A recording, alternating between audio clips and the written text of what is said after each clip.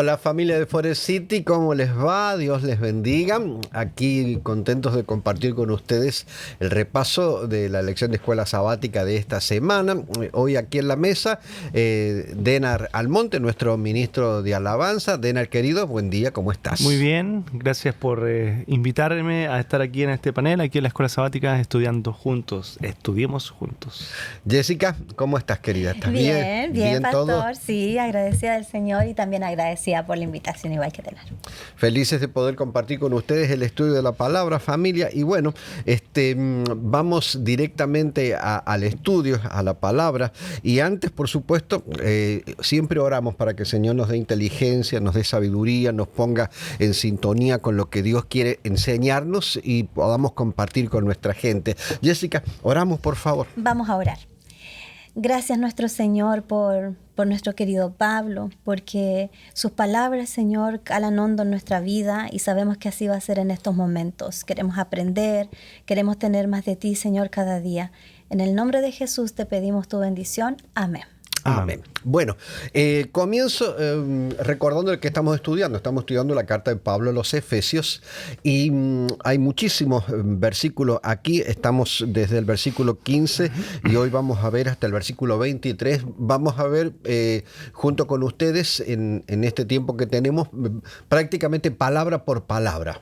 Vamos a estudiar palabra por palabra. No me voy a referir a día tras día, sino vamos a tratar de encontrar la aplicación espiritual para nuestra vida necesaria en palabra por palabra de lo que Pablo le escribe a esta gente, a estos cristianos de Éfeso. Antes quiero compartir una cita que encontré en el repaso de la escuela sabática y que me parece que sintetiza, chicos, muy bien una necesidad que tenía aquella iglesia, pero especialmente que tiene nuestra iglesia hoy actual. Dice Elena de White, dice, el poder de la piedad casi ha dejado de existir en nuestras iglesias. ¿A qué se debe esto? El Señor aún espera derramar su gracia. No ha cerrado las ventanas de los cielos. Nosotros nos hemos separado de Él. Necesitamos fijar el ojo de la fe sobre la cruz y creer que Jesús es nuestra fuerza, nuestra salvación. La primera parte es una realidad terrible.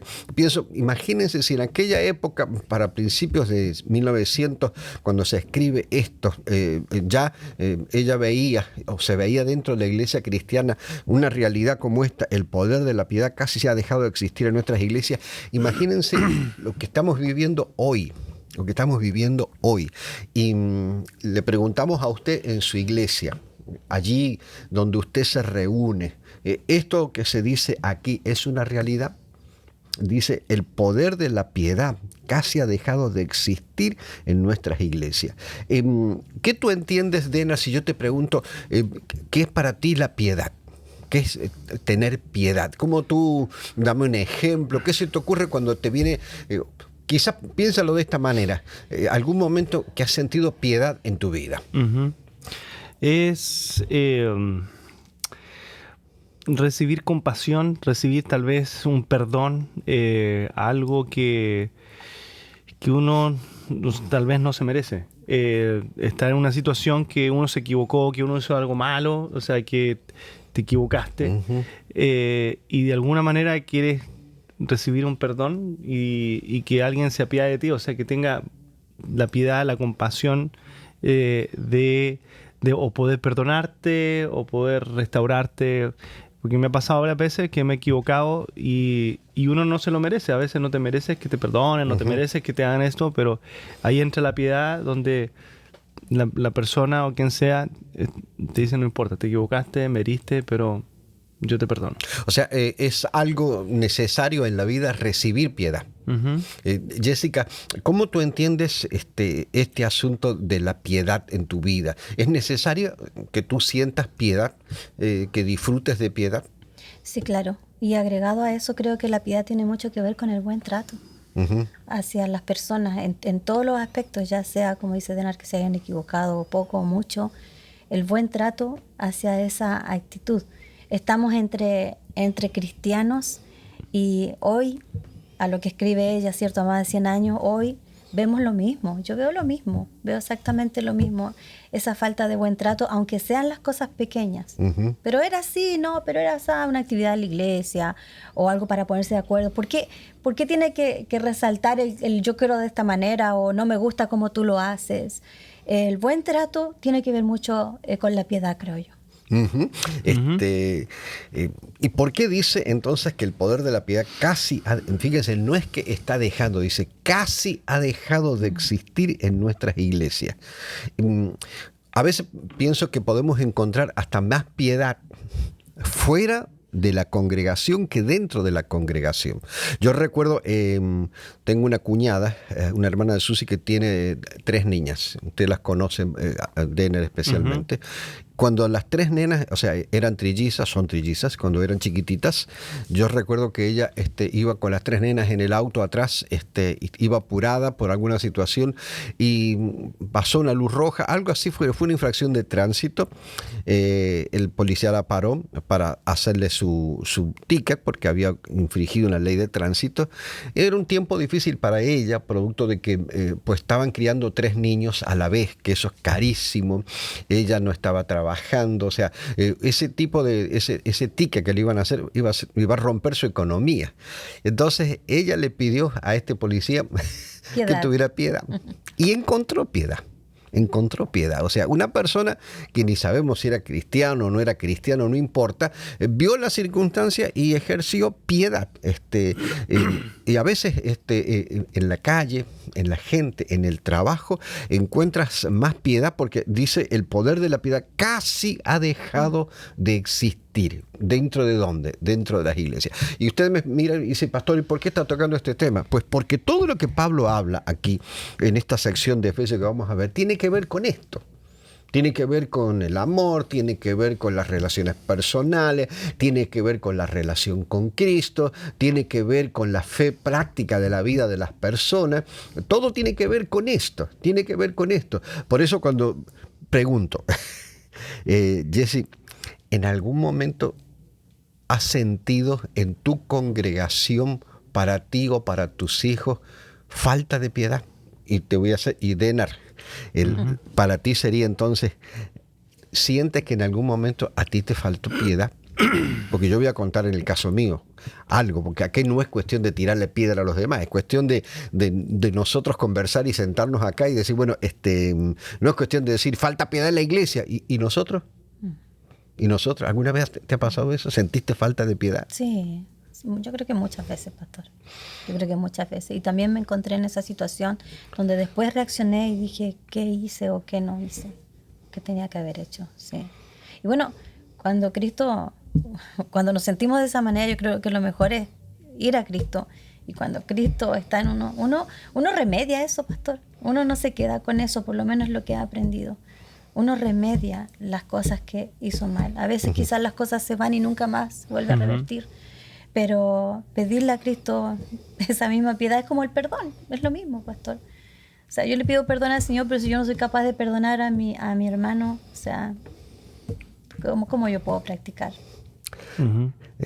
Falta piedad dentro de la iglesia. Falta piedad en los líderes, Denar. No sé cómo tú lo sientes, yo tengo algo para contar después, pero creo que nos falta piedad. O sea, si aquellos que dirigen la iglesia no ejercitan una piedad natural, porque una cosa es una piedad obligada. Te llegó una persona a la iglesia un sábado por la mañana y te dice, mira, necesito llegar a mi casa, tengo un hijo enfermo, necesito 20 pesos y te ves obligado, sacaste los 20 pesos y se lo diste. Esa es una piedad prácticamente obligada, pero cuando son piedades no obligadas es cuando se ve realmente lo que hay en el corazón de Nar. Sí, con respecto a lo que me preguntabas a mí, que le preguntaste a Jessica de si ella había sentido, y a mí si yo no había tenido piedad, o había tenido poca piedad, o había tenido falta de piedad, o había y creo que sí. Y sabes que yo he tenido falta de piedad como líder muchas veces, y eso me ha llevado a estudiar más y a profundizar más, cómo era Jesús, siendo el líder de, bueno, nuestro líder, ¿no? Pero el líder de los discípulos, el líder de la iglesia cristiana, si así lo queremos decir, cuando él, o sea, no era iglesia todavía, pero el líder de este movimiento. Y cuando él forma y cuando él está con los discípulos 3 años y medio, ¿no? En ese tiempo, él nunca le exigía a los discípulos resultados. Nunca se enfocaba en los resultados. Cuando ellos fallaban, nunca él se enfocaba en el fallo de las personas. Y eso es todo lo contrario de lo que nosotros hacemos. Nosotros tenemos a alguien con el que estamos trabajando en la iglesia o donde sea, ¿no? Pero si estamos hablando del tema de la iglesia, nos enfocamos en los resultados. Sí. Si hay fallo en los resultados, de que no se llegó, de que hay, nosotros se lo tiramos a la persona, o sea, se lo dejamos en cara, o lo hacemos sentir que no lo logró, o que se equivocó, porque no llegamos al resultado que estábamos esperando. Y eso yo lo hice muchas veces. Lo he hecho muchas veces y me he dado cuenta, o sea, que Jesús nunca, cuando alguien falló, cuando alguien no llegó al resultado, él nunca criticó a la persona, sino que buscó la razón por la cual, la razón de fondo por la cual la persona no llegó a ese resultado. No llegó a la meta. No llegó a la meta o la meta esperada o lo que sea, o por la persona falló.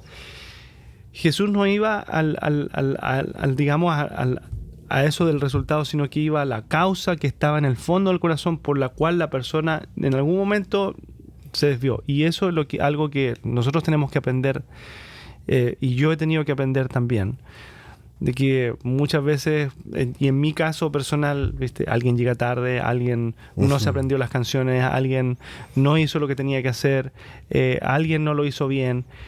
Y mi primera reacción es decir, y tirárselo. O sea, tú no ensayaste, tú no estudiaste, tú no te preparaste bien, y hacer todo eso. O desecharlo. O desecharlo simplemente, en vez de ir, ¿qué pasó esta semana? A lo mejor la persona, a lo mejor la despidieron del trabajo.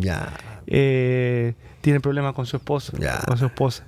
Y entonces, ok, vamos a trabajar en eso. Vamos a orar por eso. ¿En qué podemos ayudarte? ¿En qué podemos hacer nosotros?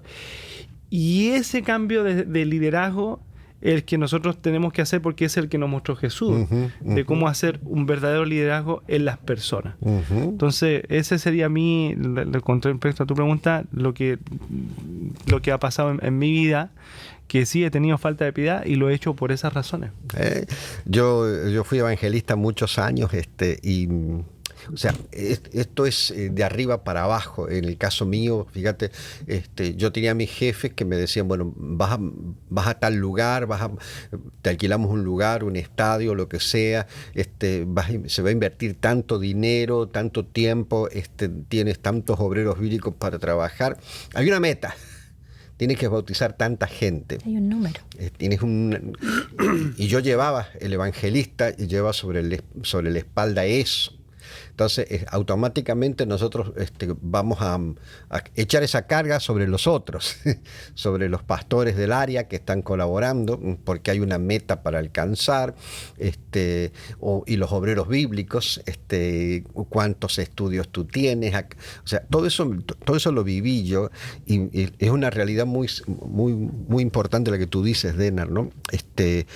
Nos ponemos metas y entonces queremos que las metas se cumplan.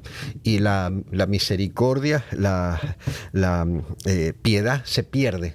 Miren cómo dice Pablo, Efesios capítulo 1, verso 15, dice: por eso yo, por mi parte, desde que me enteré de la fe que tienen en el Señor Jesús y del amor que demuestran por todos los santos, no he dejado de dar gracias por ustedes al recordarlos en mis oraciones. Miren lo que ocurre aquí.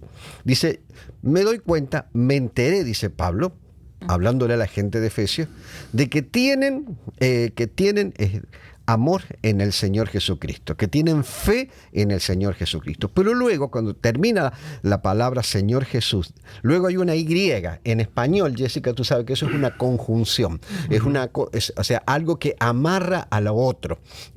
No es que están separados, lo une. Lo que para mí Pablo está diciendo es que cuando dice, me enteré de la fe que tienen en el Señor Jesús, si ahí se terminara todo, no sirve.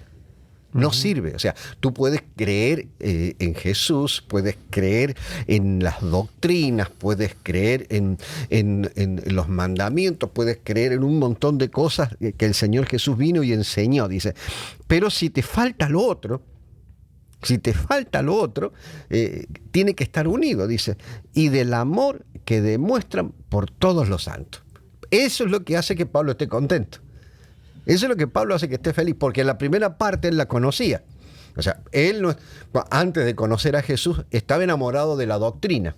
Y por medio del enamoramiento de la doctrina, pues, con una conciencia noble, pues obligaba a todo el mundo que viviera conforme a su voluntad, a la voluntad de lo que él entendía. Pero ahora Pablo ha cambiado, ha conocido al Señor Jesucristo y dice, bueno, ¿cuál es el resultado de estar enamorado de Jesús? El resultado es ¿qué cosa? La piedad. Sí. El resultado es ¿qué cosa? La piedad. No puede haber otra cosa. El resultado es que te traten bien y que tú tratas bien. Si tú no haces eso, de nada sirve. ¡Wow! Yo pensaba en la semilla de Pablo que dejó en su primer viaje misionero, junto a los demás que fueron. Porque tiene que haber sido muy potente la piedad de él, muy potente para que los demás también se contagiaran, creyeran en Cristo y en lo que él practicaba, en lo que predicaba y practicaba. Tan fuerte tiene que haber sido el legado de Pablo, que ahora ya en su segundo viaje misionero él estaba súper contento porque me enteré de esto después de pasados los años, ¿cierto? Y que el Señor Jesús está en ustedes y que ustedes los demuestran hacia los demás. ¿Cómo no voy a dar gracias? Él estaba muy emocionado, pastor, muy emocionado. Entonces yo digo ahora, ¿cuál es el legado de piedad que nosotros estamos dejando? Y antes de eso, ¿cuál es la búsqueda constante que tenemos de Cristo para poder transmitir eso hacia los demás? Esto puede hacer que una comunidad grande como tu iglesia, como la nuestra, pueda contagiarse de Cristo. Y podamos nosotros expresar esta piedad que tanta falta hace en tantos lados, ¿no? Cuando tú vas al médico,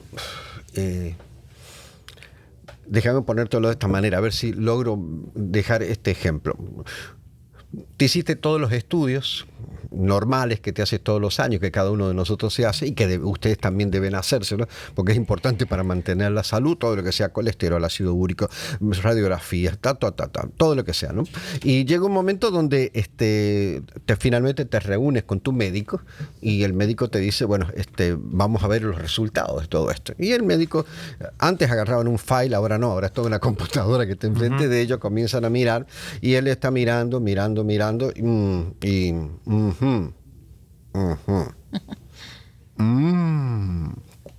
¿Qué tú piensas cuando el médico te hace eso? Ay, no estoy muy bien. Hay cosas malas ahí. Me pillaron. Y vamos a ponerlo así. Entonces el médico te mira y te dice, Denar, Jessica, hay algo aquí que no me gusta y me gustaría tener más información. Encuentro en tu abdomen, en una radiografía que te hicieron, una masa que sería bueno saber qué es lo que es. Tú lo escuchas, y algunas veces los médicos, no todos, algunas veces los médicos son un poco gráficos. Directos. Yo me recuerdo cuando Susi tuvo el cáncer de tiroides, nos llamó por teléfono la doctora, yo la atendí, y me dice, ¿usted quién es? Le digo, soy Daniel Ponce. ¿Usted es el esposo de Susana? Sí. Me dice, ella está cerca de usted. Sí, póngalo en speakerphone, tengo que hablar con los dos. La puse, ya yo sudaba frío. Ya yo sudaba frío, ¿viste? Entonces ella fue directo, dice, señora Susana, lamento informarle que sus estudios han detectado cáncer y necesitamos verla mañana. Muy directo. ¿Por qué cuento esto? Algunas veces yo creo que nosotros los cristianos deberíamos diagnosticarnos así en forma directa. Y yo creo que lo que Pablo dice aquí, que los que tienen fe en el Señor Jesús y del amor que demuestran a todos los santos, es una forma de diagnosticarnos, de sentarte un momento en tu vida, Jesse, Denar y yo en la mía, y decir, bueno, ¿cómo me diagnostico yo? Viste que algunas veces preguntan, ¿cuántos creen que están salvos en el Señor? Y la gente, algunos levantan la mano, otros empiezan la mitad por acá, ¿viste? Otros van levantando un poquito por acá, ¿viste? ¿Cuántos creen? Hay que creer que el Señor nos ha salvado. Y bueno, finalmente, después que los empujaste, a todos levantan. O sea, una cosa es creer en eso y otra cosa es diagnosticarnos realmente. Y decir, bueno, yo soy creyente en Jesús, sí, fantástico. Pero, ¿dónde se ve si realmente estoy creyendo? Y Pablo dice, en el amor que demuestro por todos los santos. Ajá. Ahí está. Oh, qué tremendo. Tremendo. Y si no, ese diagnóstico es negativo, entonces yo debería comenzar a buscar. El médico te dice, no, vamos a operar, vamos a hacer, hágalo porque quiero vivir. Y yo creo que es exactamente lo mismo, ¿no, familia? Hay que ser descarnado con esto. Yo no digo que nosotros no vamos a tener inconvenientes con algunas personas en la vida, porque es natural que las tengamos. Pero si yo soy una persona que tengo muchas enemistades con la gente, no solamente en la iglesia, sino en la vida, con la familia, con la gente, tengo pendencias de ser pendenciero con las personas, de discutir que fulano no me gusta, este otro tampoco no me gusta, este otro, entonces yo tengo un problema. Y la fe que yo pueda creer que tengo en el Señor Jesucristo es vana, no sirve para nada.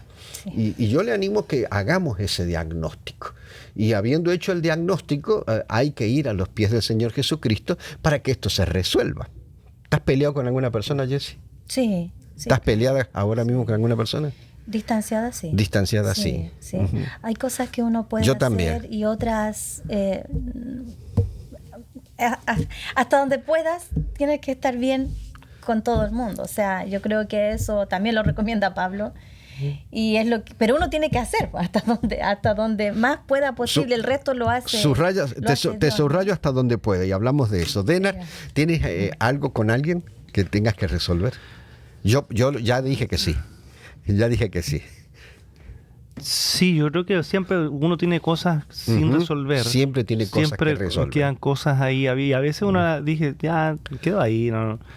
Pero siempre como que hay algo ahí que queda.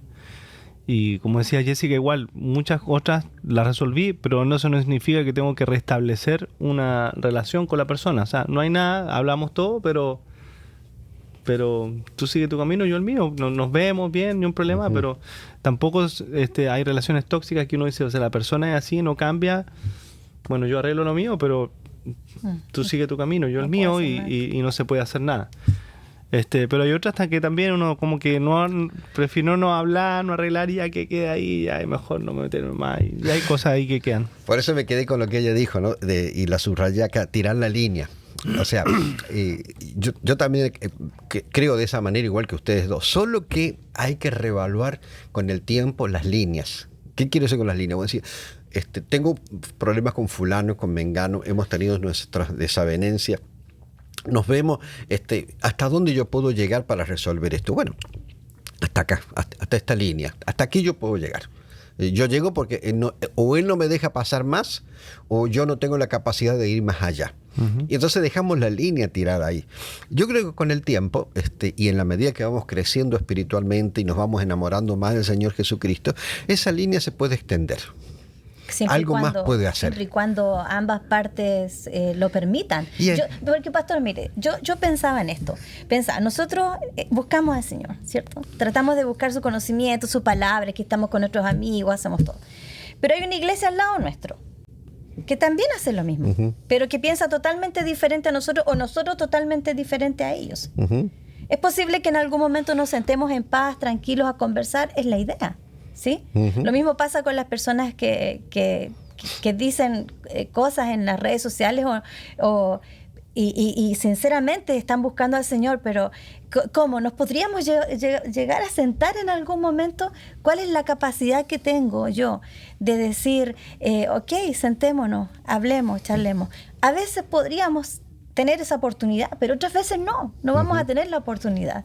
Entonces, por eso digo, hasta donde podamos, tenemos que estar bien y en paz con todos. Yo no sé si alguna vez conté esto, pero vale la pena expresar esto. Hay un cantautor argentino que ustedes lo conocen, ya falleció, Facundo Cabral. A Facundo la historia dice que el papá se fue con otra mujer cuando él era muy chiquito.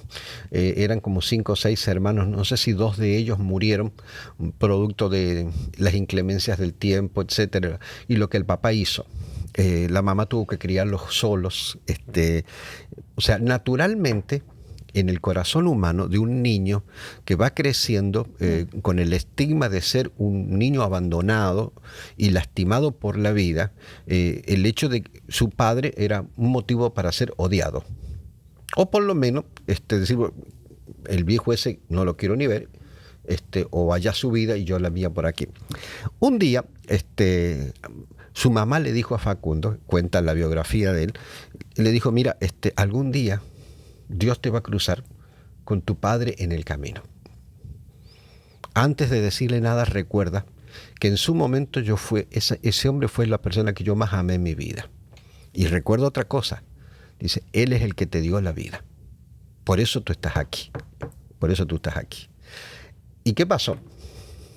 Un día, años después, saliendo de un concierto, allí parado en la puerta, en un costado, estaba el papá de Facundo. Él había tirado una línea. Muchas veces en la vida nosotros tiramos una línea. Bueno, con fulano no se pudo hablar, hasta aquí llegamos, que el Señor lo bendiga. Con aquella tampoco, hasta aquí llegamos. Y un día, por la providencia divina, el Señor hace que los caminos se crucen.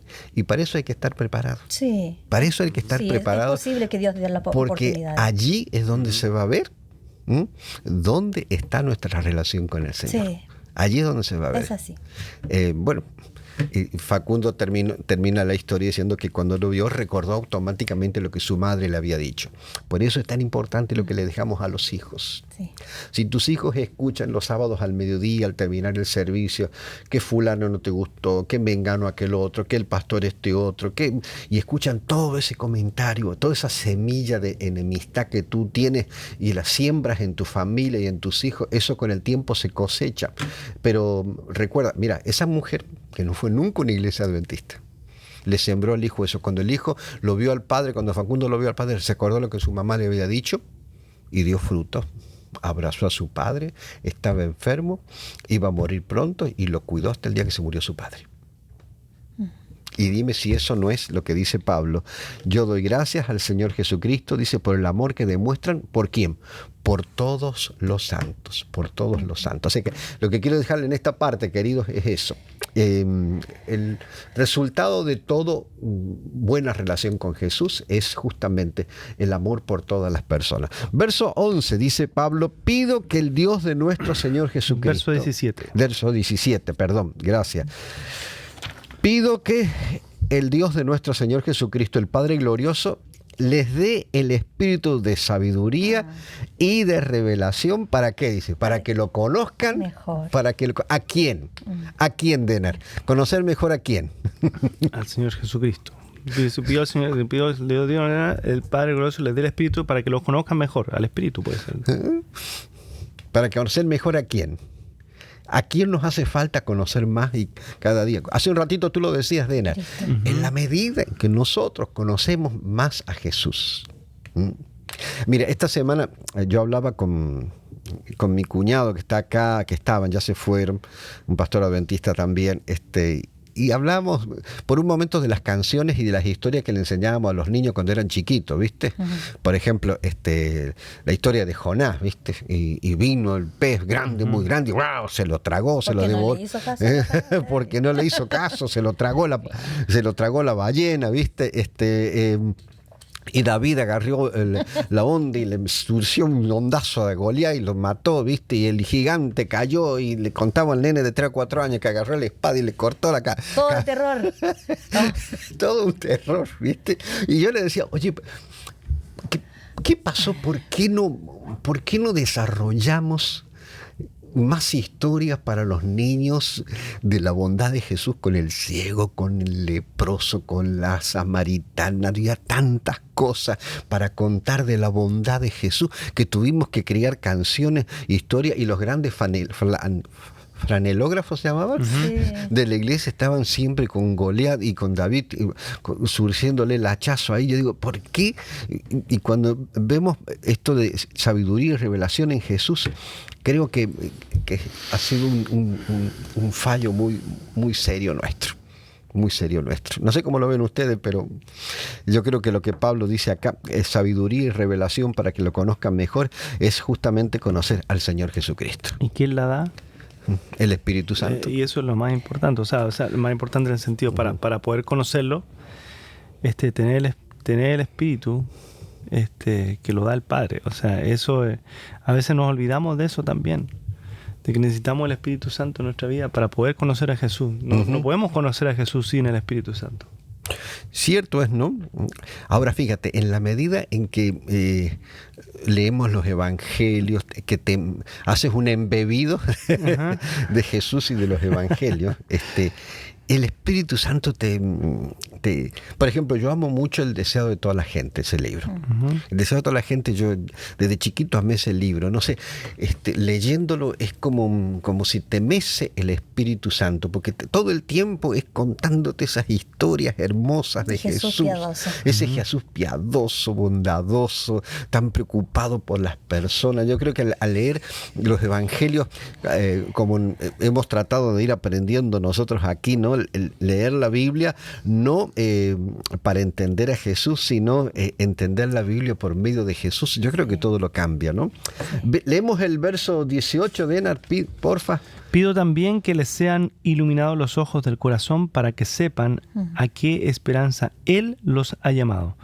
¿Cuál es la riqueza de su gloriosa herencia entre los santos? ¿Qué tú crees de ese versículo, Jessica, cuando él dice, pido también que les sean iluminados los ojos del corazón para que sepan a qué esperanza el Señor te ha llamado? Claro. La claridad de su mente, yo así lo veo. Claridad de su mente. Ilumines la mente para que ellos se den cuenta a qué los has llamado. ¿A qué nos ha llamado el Señor? Y la pregunta entonces ahora es, nosotros cuando escuchamos decimos, el Señor nos llamó, claro, nos llamó a la vida eterna. Correcto, sí Señor, nos ha llamado a la vida eterna.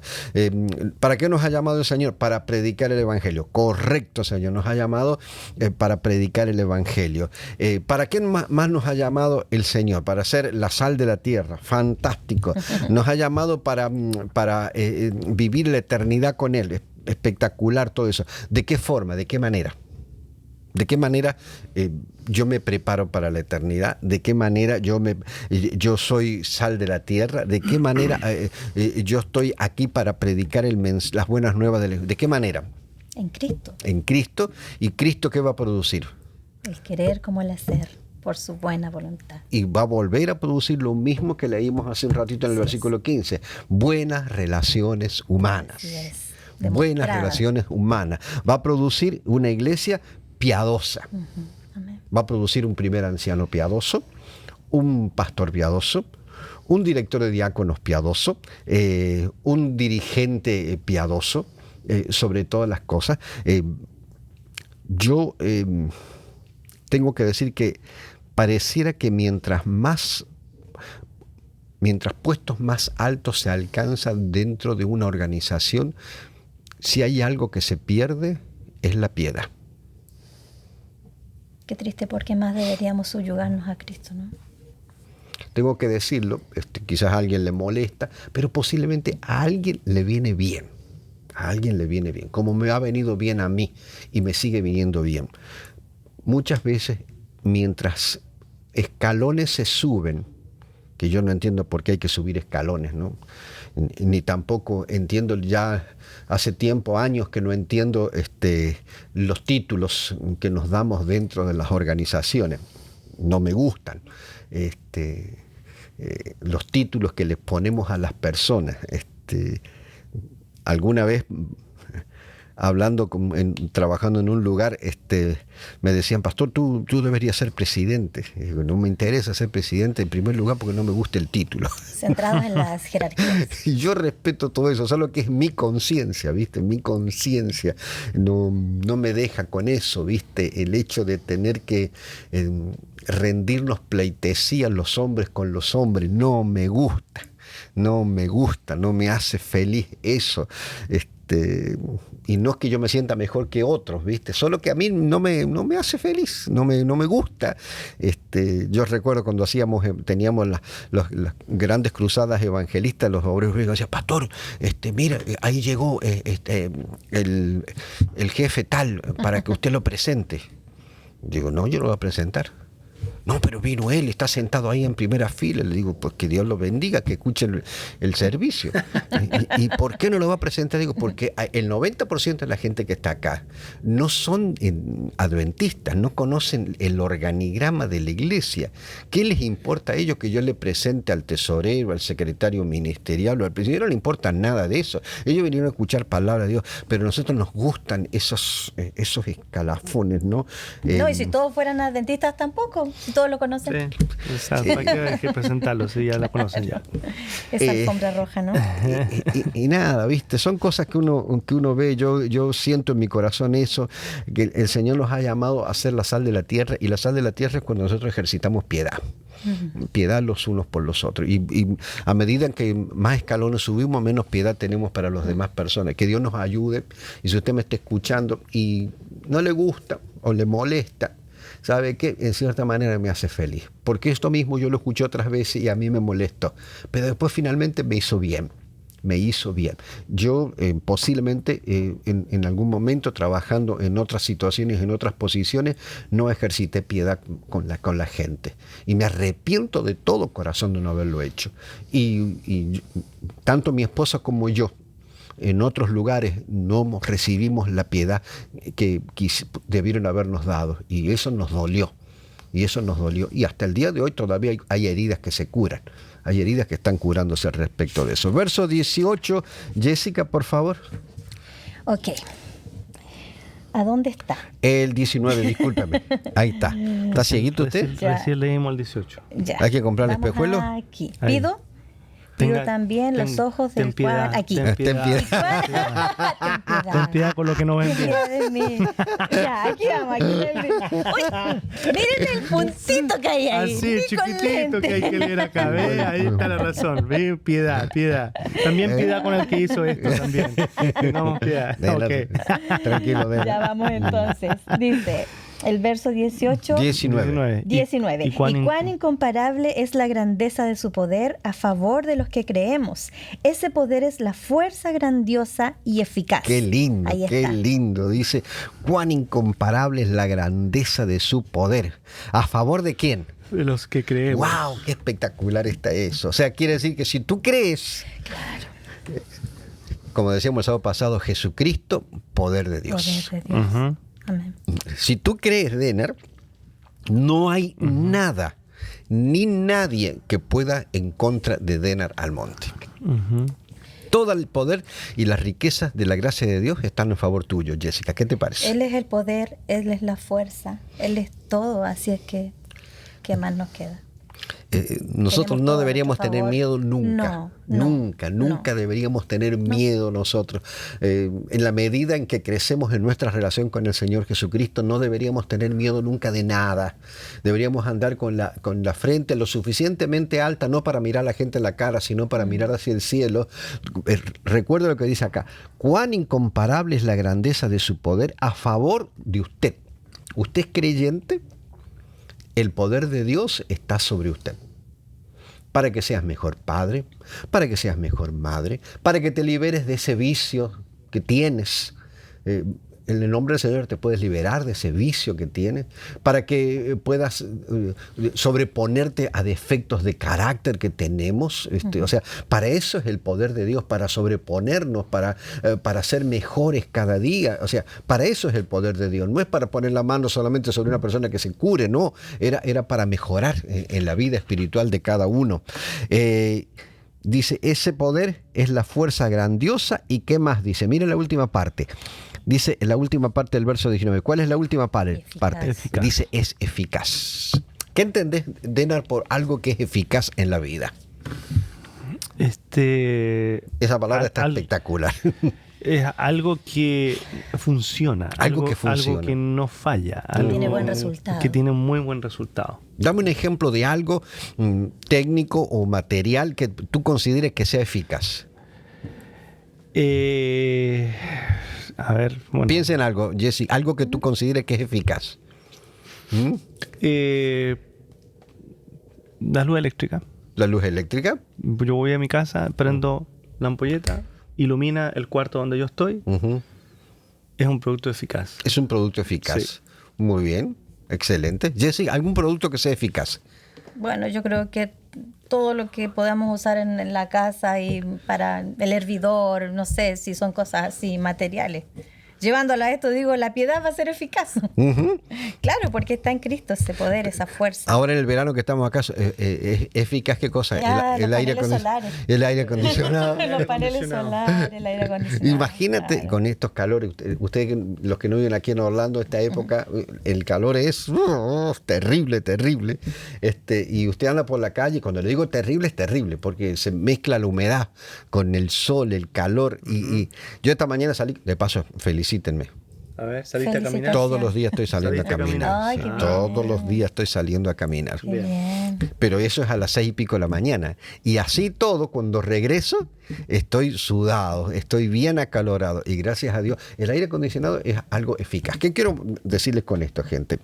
Cuando dice, y cuán incomparable es la grandeza de su poder a favor de los que creemos, es poder y es la fuerza grandiosa y eficaz. O sea, algo eficaz, como dijeron los chicos aquí, es algo práctico para nuestra vida.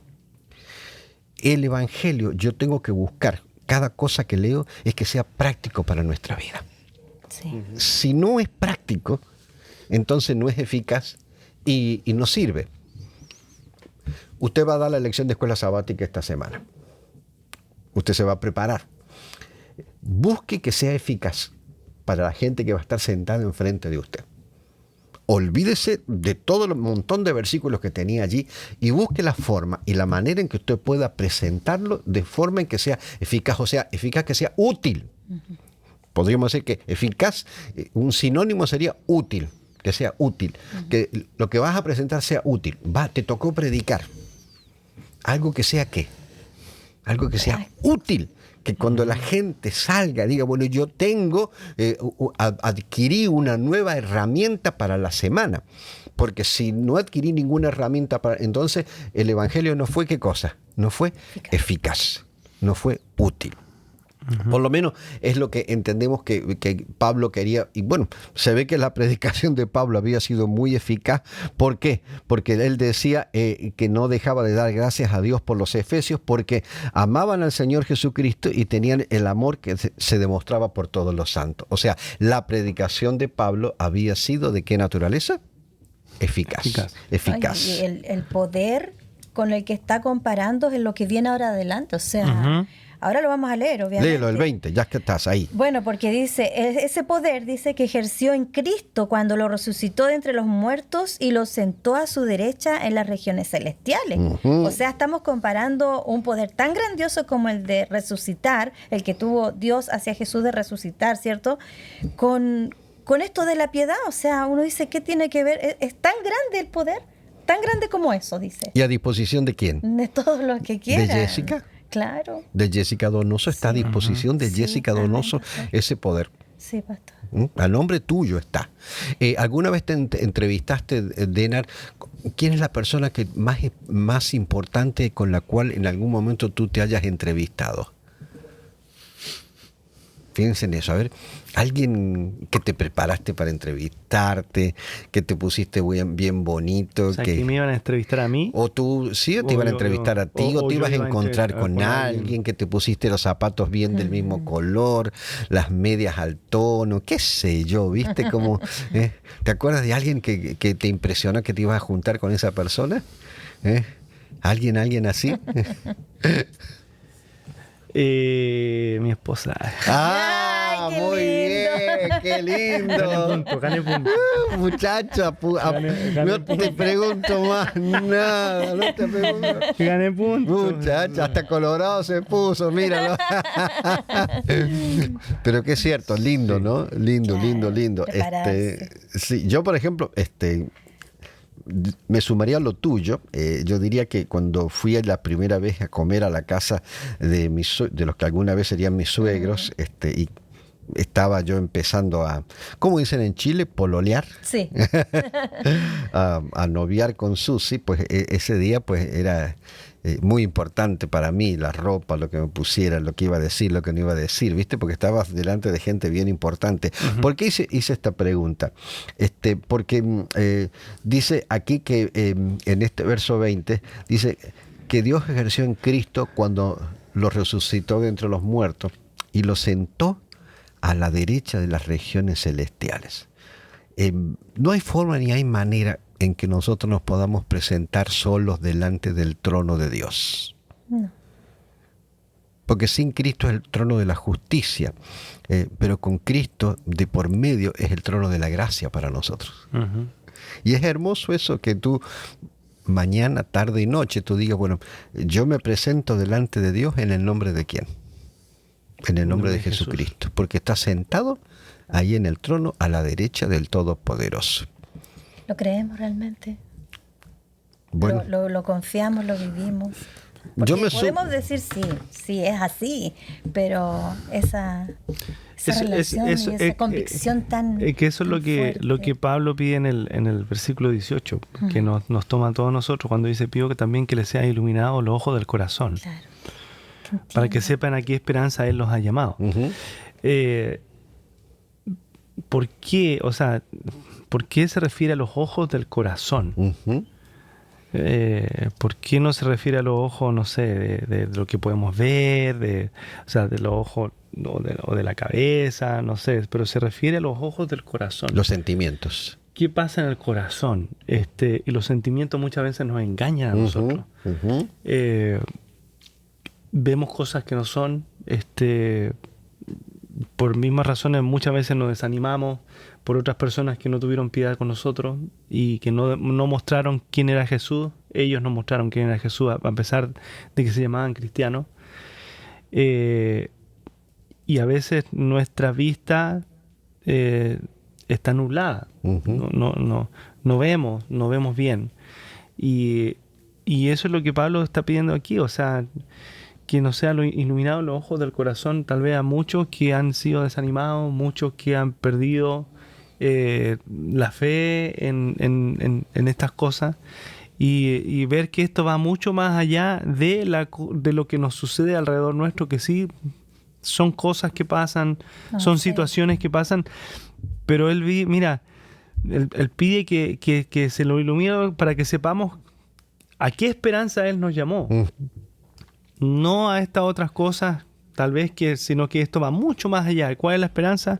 Que es la riqueza de su gloriosa herencia entre los santos, o sea, de estar con Él, de compartir con Él, que es lo que lo explica después abajo, que su fuerza grandiosa y eficaz, que Dios ejerció en Cristo, que lo resucitó de los muertos y lo puso a la derecha para que todos estemos ahí, que después lo completa los textos que vienen, pero eso es lo que tenemos que ver nosotros, mucho más allá, que nosotros no lo podemos ver y que necesitamos el Espíritu Santo que nos haga ver, los ojos de nuestro corazón puedan ver eso que es mucho más amplio y es algo que nos llena de esperanza. O sea, esa es la esperanza que Él nos ha llamado. Y de ánimo, nos llena de ánimo. Claro. Eso es lo que hace Pablo con nosotros al escribir todo esto. Si los ojos tienen que ser iluminados es porque están borrosos. Uh-huh.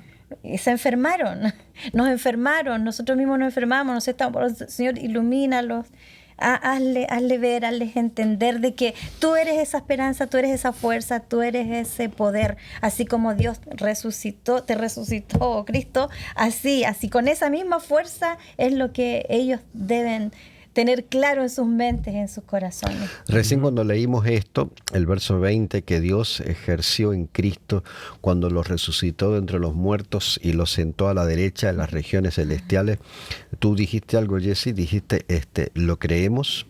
¿Realmente lo creemos que es así? Y posiblemente lo creamos. La pregunta es si lo valoramos. Si confiamos en él. Si lo valoramos. O sea, si lo vivimos. Si lo hacemos nuestro, sí. O sea, es maravilloso pensar que a la diestra de Dios está aquel que nos conoce plenamente.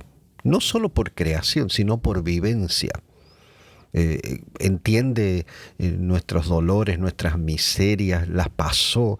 O sea, hay alguien que empatiza contigo de esa forma. Es lo que nos debería nosotros no solamente creer, sino valorarlo.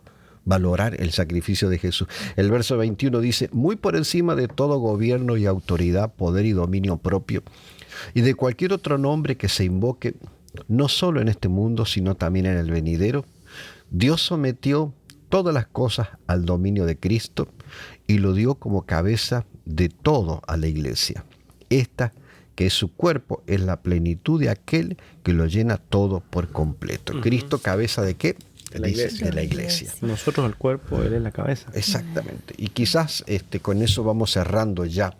Y nuestra reflexión final tiene que ser eso. Por lo menos yo lo veo así.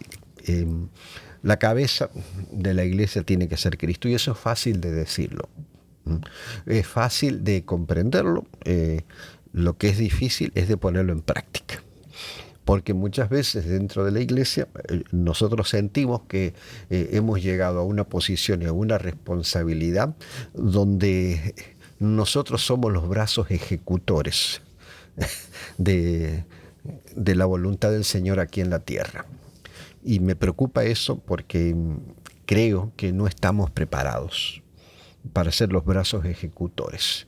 Creo que deberíamos volver a repetir constantemente aquella declaración de Pablo que leímos al principio, ¿no? Donde Pablo dice: por eso yo por mi parte, desde que me enteré de la fe que tienen en el Señor Jesús y del amor que demuestran por todos los santos. Uh-huh. Si nosotros creemos que la cabeza de la iglesia es el Señor Jesucristo, su iglesia local, querido, su iglesia local. Y si usted es líder de la iglesia o usted es pastor de una iglesia, el resto de todas las acciones que nosotros hagamos deberían estar siempre todas impregnadas de eso, del amor. Porque el conocimiento de Jesucristo es el amor. Denar, gracias por habernos acompañado.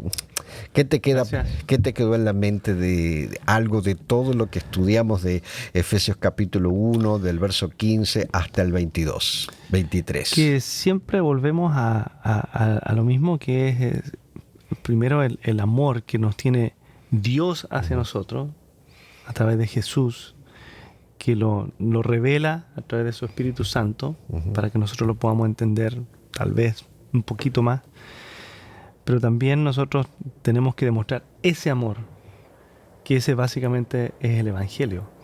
Es el Evangelio del amor que demostramos por los demás. Muestra cuánto amamos nosotros a Dios, en cuánto nosotros amamos a los demás y tenemos piedad y misericordia con ellos, así como Dios lo tiene con nosotros. Bien. Jessica, gracias, querida.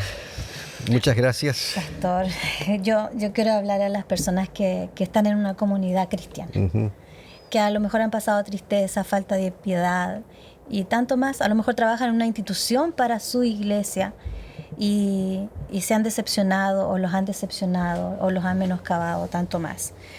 Yo creo que esas experiencias que a mí también me han pasado, pastor, solamente se resisten bajo la influencia del poder que tiene Cristo en nuestra vida. Uh-huh. A tal grado que podemos llevar nosotros quizás una pena, un dolor, como usted lo decía, hay cosas que nos afectan y nos siguen, pero no hacen que nosotros nos resintamos más allá o queramos venganza humana, ¿no? Sino todo lo contrario. Ser capaz de mirar a las personas a los ojos, aquellas que te han hecho daño, y quizás hasta un abrazo va a salir, o quizás solo una mirada de piedad, no lo sé. Eso lo logra solamente Cristo. Uh-huh. Por eso que separados de Él, nada nosotros podemos hacer. Acerquemos esa fuerza grandiosa de lo alto a nuestras vidas y enfoquémonos en el llamado que que el Señor nos tiene. Amén.